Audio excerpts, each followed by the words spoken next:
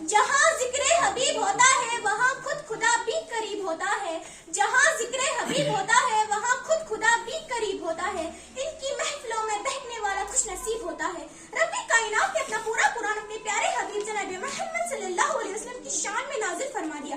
جب ہم خدا کی اس مقدس کتاب قرآن مجید کی تلاوت کرتے ہیں تو ہمیں پتہ چلتا ہے کہ اس میں کہیں نبی کی رسالت کے تذکرے تو کہیں نبی کی نبوت کے تذکرے، کہیں مصطفیٰ کی رفعت کے تذکرے تو کہیں عظمت کے چرچے، کہیں ان کی یاروں کی باتیں تو کہیں ان کی جانثاروں کی باتیں، کہیں ان کی جمال باتیں تو کہیں متصل تو کہیں طٰہٰ تو کہیں یاسین۔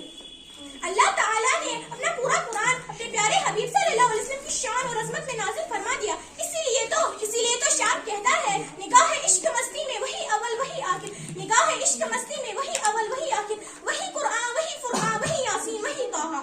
اللہ تعالیٰ اپنے پیارے حبیب صلی اللہ علیہ وسلم سے ارشاد فرماتے ہیں، اے پیارے، محبت کا تذکر تو یہ ہے، الفتوں کی مانگ تو یہ ہے کہ تو ہمیں چاہتا رہے، ہم بھی تجھے چاہتے رہیں گے، تو ہم سے پیار کرتا رہے، ہم بھی تجھ سے پیار کرتے رہیں گے، تو ہماری ہم بیان کر، ہم تیری نعمتیں بیان کریں گے۔ اے پیارے، تو ہم سے مانگ کے تو دیکھ، ہم تجھے عطا کریں گے، تو ہماری تعریف کر، ہم بھی تیری تعریف کریں گے۔ اور اے میرے پیارے حبیب، اے میرے پیارے محبوب، تو لا الہ الا اللہ پڑھ کر ہماری خدائی کے ڈنکے بجاتا رہے، ہم محمد رسول اللہ پڑھ کر تیری مصطفیٰ کے ڈنکے بجاتے رہیں گے۔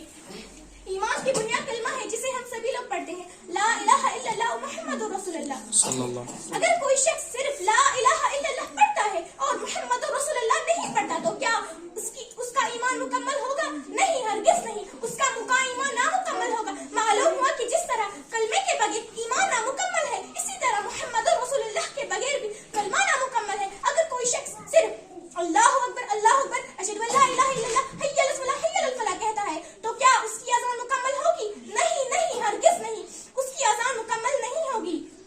کوئی پاکزاب ہو کر مصلی پر نماز کے لیے کھڑا ہوا، اس نے سب کچھ کر لیا، اس نے نیت کر لی، اس نے سرح پڑھ لی، اس نے تعوذ تسمیح بھی پڑھ لی، سورہ فاتحہ سورہ اخلاص رکوع بھی کیا، سجدہ بھی کیا، لیکن تشہد نہیں پڑھا تو کیا اس کی نماز مکمل ہوگی؟ نہیں، ہرگز نہیں، اس کی نماز نامکمل ہے۔ جس کی نماز محمد کے بغیر نامکمل ہے، اس نے میرے نبی پر درود نہیں بھیجا، اس نے میرے نبی پر سلام نہیں بھیجا، تو آپ سب لوگ بتائیے کیا اس کی نماز مکمل ہوگی؟